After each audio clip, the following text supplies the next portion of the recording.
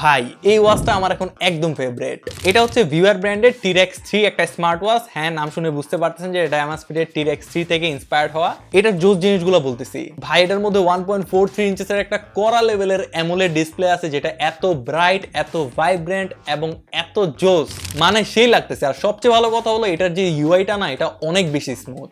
এই জিনিসগুলো থাকলেই তো ভালো লাগে। ওয়াচ ফেস গুলো খুবই ইউনিক, একদম চোখে লাগার মতো।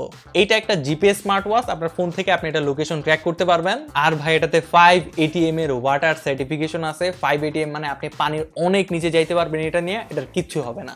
এটা একটা জোস জিনিস, আপনি একদম নিচে যান গা, পানির কিচ্ছু হবে না।